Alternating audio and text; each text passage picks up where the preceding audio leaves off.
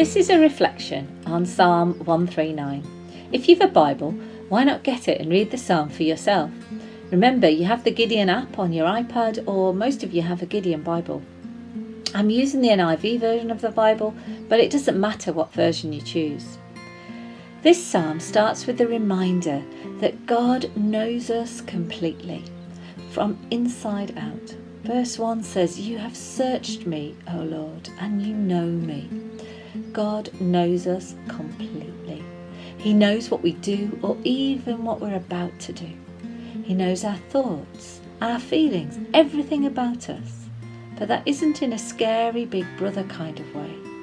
It means he knows us. The mask isn't needed with God. And that's a wonderful thing. We wear masks most of the time, if not all the time.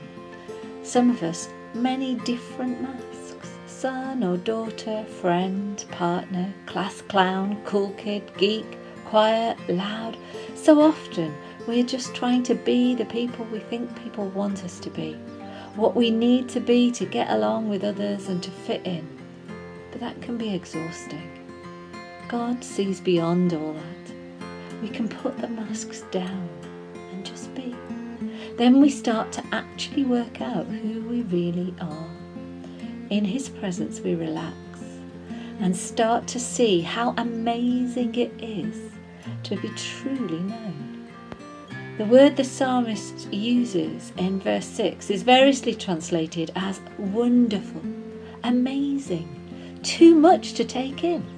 When we start to peel back the masks and realise that the person God knows is the real us, and that's okay, it is amazing. The psalm continues in verses 7 to 12 with another reminder that this God who really knows us never leaves us. He doesn't turn away and reject us when he sees the real us. He sticks with us no matter where the journey takes us. Obviously that's not very far at the moment, but there is nowhere that we can go that God is not with us. When we feel alone and like our friends have forgotten us, or when we've had another argument with our family and it seems like no one understands us, God is there. He is there in the messiest of times, in the loneliest of times, in the difficult and challenging times. He is there. When all we want to do is run away, he's still there. Again, this might sound creepy, but the next few verses in 13 to 18 recognise what a precious thing this is. There is no regret that God knows us and never leaves us. Rather, there is a celebration of this. He was there from the first moment of our being. And look what an amazing job he did. We are beautiful, amazing, complex organisms. God has given us this wonderful life to spend with him. Even when we first wake up in the morning, or even the afternoon, he is there with us. We might see the days stretching out ahead of us at the moment, but one thing we can do is make time to spend with God, to ask him to direct us during our day. For many of us, we have this gift of time. We also have skills, talents and gifts and energy. Let us keep that wonder and see where it takes us. The next few verses of the psalm seem to take us in a different direction. Some people wish they were not there, but this is real life. David didn't write all these wonderful words about how God knows us, is with us, and that's amazing when everything was going well. He wrote them when he was up against it, having a really challenging time, with people who were against God and out to get him. Just like this is a hard time for us as individuals and as communities.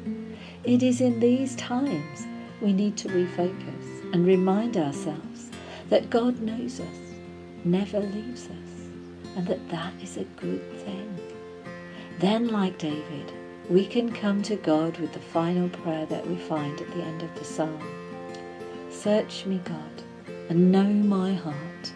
Test me, and know my anxious thoughts.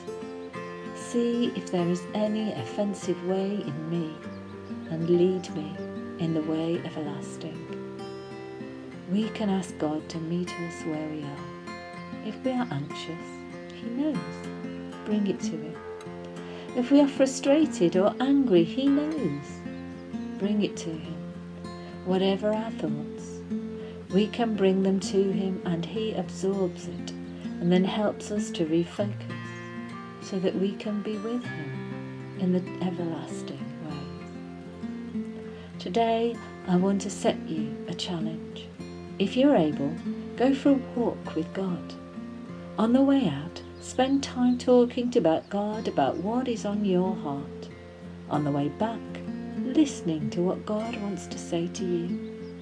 If you can take a picture of something that represents your journey and send it to me, do. I'll make a compilation, so please don't send images of anyone without their permission. Stay safe and have a good day.